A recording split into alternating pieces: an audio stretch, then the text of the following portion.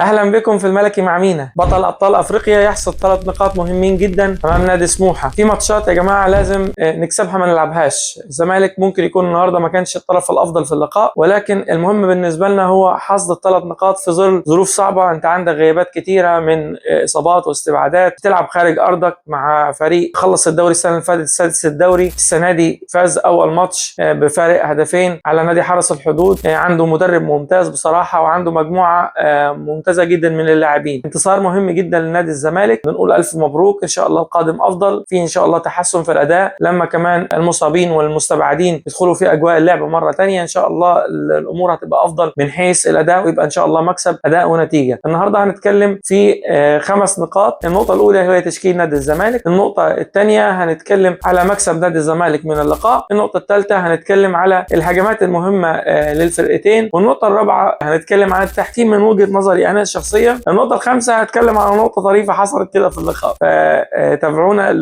لاخر الفيديو باذن الله. يبقى في نقاط فيها شد وجذب، النقاط التحكيميه، في حاجه فاني كده تبقى في نهايه الفيديو. تابعونا للاخر، دمتم ملوك.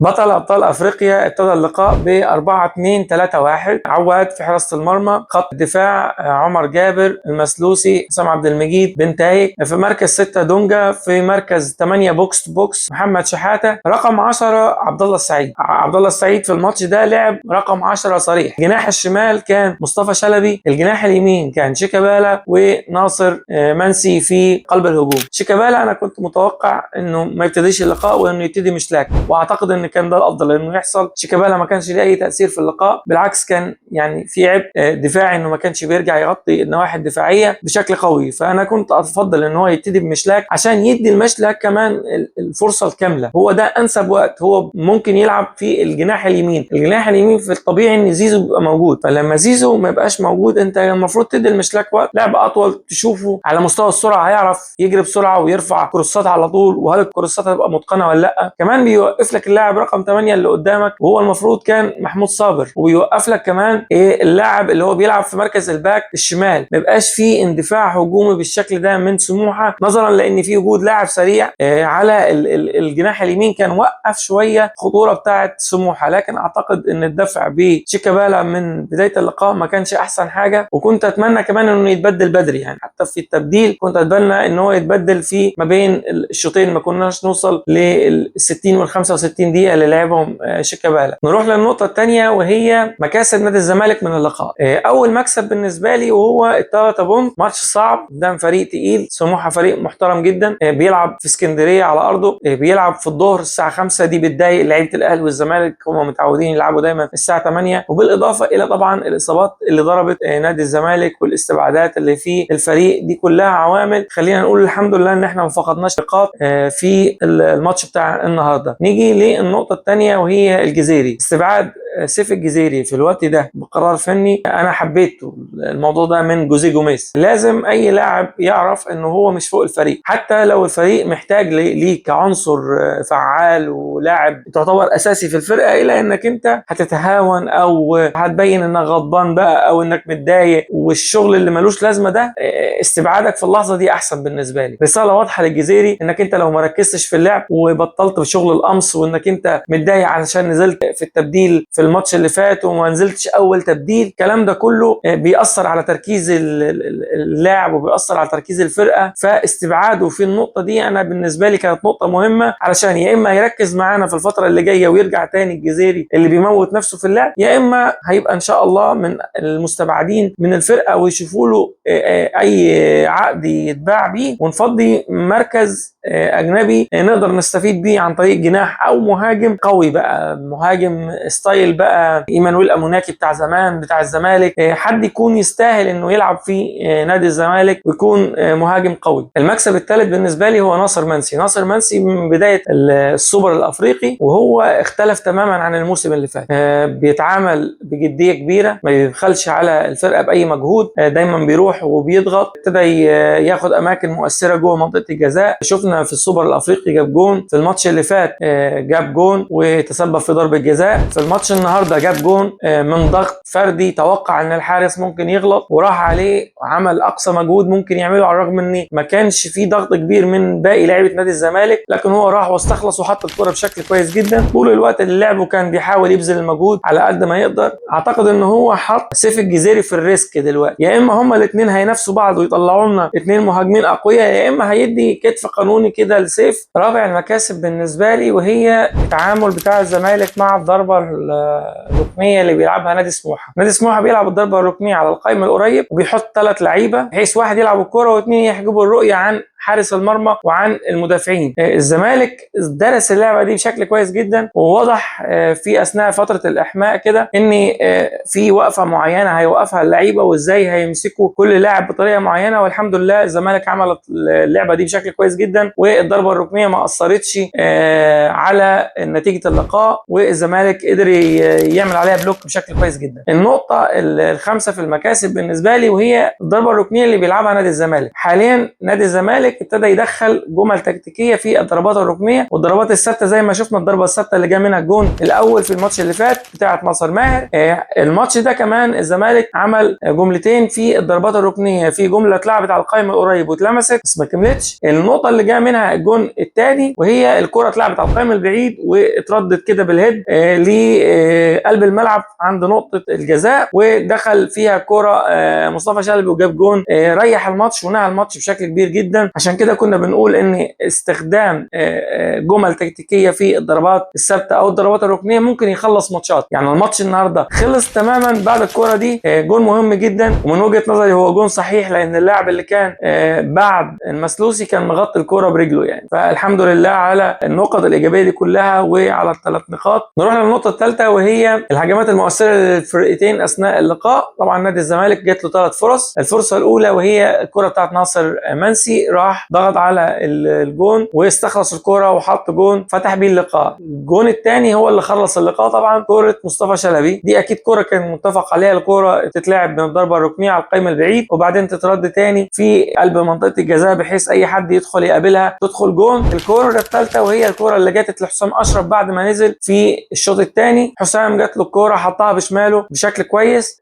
ما كانش موفق فيها في ان الكره جنحت شويه وراحت على القائم وطلعت بره، بس بتدي مؤشر كويس ان هو رجليه حلوه على الجون، نازل عايز يثبت نفسه، نازل فايق. تحيه لحسام اشرف وان شاء الله يكون موفق في خلال الماتشات القادمه باذن الله مع نادي الزمالك. نروح لفرص الخطيره لفريق سموحه وكلها جت في الشوط الاول. الشوط الثاني سموحه ما كانش خطير وما كانش ماسك اللعب بنفس القدر اللي حصل في الشوط الاول، لكن جاله 4 هجمات كلهم جو في الشوط الاول. في الدقيقه 5 كان في هجمه خطيره، كره اتلعبت ثرو باس من قلب الملعب ما بين حسام عبد المجيد وما بين بنتايج. كره اتلعبت اول ما عدى اللاعب بنتايج راح ضم كده لجوه، كان عايز يحط اللاعب في مسيره التسلل، اوريدي اللاعب كان قطع مسيره التسلل وبنتايج المفروض كان دخل مع اللاعب جوه منطقه الجزاء، يعني بمجرد ما اتلعبت الثرو اللاعب منطلق كده كان لازم هو يضم معاه، لكن هو راح قطع بالعرض، اللاعب كان عدى راح لعواد وعواد الحمد لله اتصرف في الكره صح وطلع الكره دي. نيجي للكره الثانيه وهي خطا من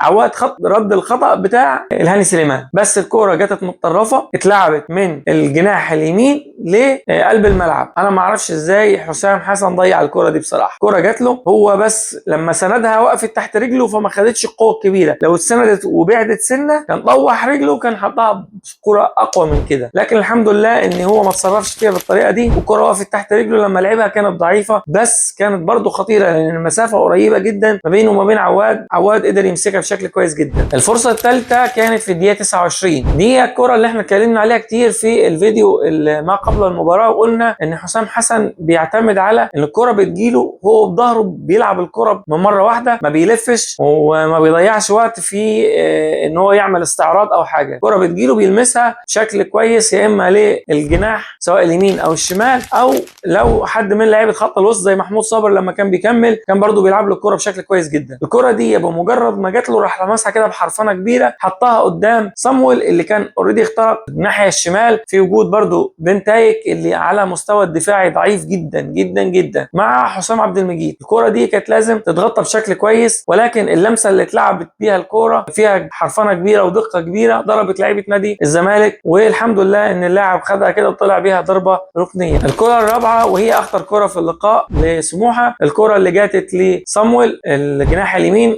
ضم بالكره كده وحط الكره برجله الشمال في العارضه، يعني كره تخض بصراحه. والحته دي لازم يتم معالجتها برضو عند نادي الزمالك. اذا دونجا مش مقابل او اتلعبت 1 2 سريعه وحسام عبد المجيد ماسك راس الحربه، لازم يدخل المسلوسي بقوه في المنطقه اللي هي على حدود منطقه الجزاء. الكره دي بتفكرني بكره اكرم اللي جاتت في السوبر الافريقي، اني اكرم اخترق المسلوسي فضل يرجع لورا لغايه ما اكرم دخل بيها جوه منطقه الجزاء، وبعد كده راح دخل المسلوسي التحم في الكوره اللي جاء منها ضربه الجزاء اللي جاب منها وسام الهدف الاول للنادي الاهلي وقتها. لازم لو اللاعب بتاع وسط الملعب اللي هو دونجا اتضرب بباصه وحسام عبد المجيد اوريدي ماسك اللاعب المهاجم، انا كمسلوسي لازم اخد خطوه لقدام، بحيث الكوره اللي هتيجي من قلب الملعب بعد كده انا هقابلها من بره منطقه الجزاء. الكوره دي لو كان المسلوسي خد خطوه لقدام كان على الاقل ضايق اللاعب وهو بيلعب الكوره، لكن عشان يلعب الكوره بالاريحيه الكبيره دي وتروح في العارضه، كانت كوره خطيره جدا وربنا ستر فيها ان هي ما دخلتش، كانت هتأزم الدنيا على نادي الزمالك. دي كل الفرص اعتقد اللي جاتت لسموحه طوال اللقاء. نيجي للقرارات التحكيميه، انا من وجهه نظري ان في 5 قرارات هم اللي فيهم الجدل، 2 لصالح نادي الزمالك و3 ضد نادي الزمالك. اول كوره هنتكلم عنها وهي الكوره بتاعت مصطفى شلبي. كوره مصطفى شلبي كان فيها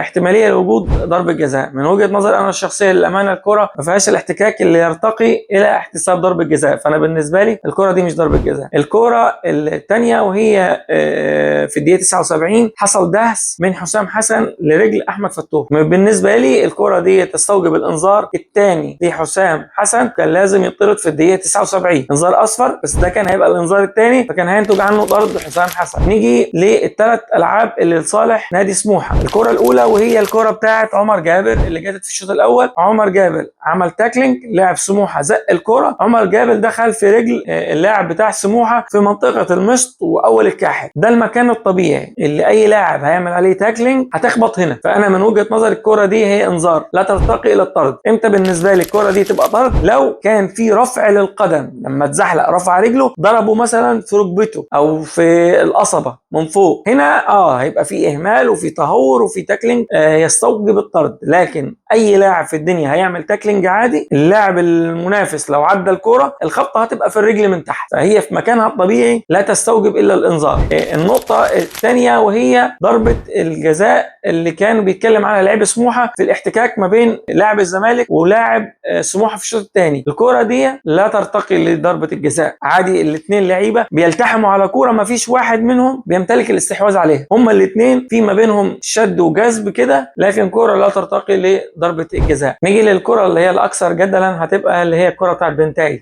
عبد الكبير الوادي عدى محمد شحاته وداخل ناحيه بنتايج، وعلى خط منطقه الجزاء حصل تلامس ما بين بنتايج وعبد الكبير الوادي، يعني عبد الكبير الوادي جاي يعدي زق الكوره، بنتايج مد رجله، حصل تلامس على خط منطقه الجزاء. الكوره دي ضربه جزاء ولا لا؟ الكوره دي تبقى ضربه جزاء في حاله ما اذا بنتايج ما لمسش الكوره. لو لمس الكوره يبقى لعب على الكوره في الاول، واي احتكاك بعد كده هيبقى احتكاك طبيعي. في الدقيقه 41 الثانيه 30 الكادر ان الكوره لما زقها عبد الكبير الوادي بنتايج لمس الكوره وبعدين حصل الالتحام، ففردة رجل بنتايج اللي حصل منها الالتحام لاعتراض طريق الكوره اللي هي اتلمست بالفعل في الدقيقه 41 الثانيه 30. هتتلاقوا ان بعد ما الكوره اتلعبت عبد الكبير الوادي زق الكوره، بنتايج لمس الكوره، اللمسه دي تبين ان فردة رجل بنتايج كان للعب على الكوره مش لاعاقه اللاعب، ولمس الكوره ووصل لها. بعد كده اي احتكاك طبيعي لا ينتج عنه ضربه جزاء، كوره سليمه بنسبه 100%. النقطه الكوميديه اللي جاتت في اللقاء جاتت مع الجون الثاني بتاع نادي الزمالك طبعا، وجاتت من معلق اللقاء. احنا متعودين من المعلق لما بيجيب النادي الاهلي الجون الثاني بيقول وعملوها تاني وجابوا الجون الثاني، لكن لما جاتت على نادي الزمالك زي ما حضراتكم سامعين بقى التعليق اهو. جول جوا جول، هدف التعادل التعادل التعادل التعادل نادي الزمالك. يلا الحمد لله ان الزمالك كسب 2-0 في الاجواء دي. مش عارف هتلاقيها من المعلقين ولا من الحكام ولا من ايه. ان شاء الله الملكي بطل الدوري باذن الله في نهايه الموسم. دمتم ملوك. سلام.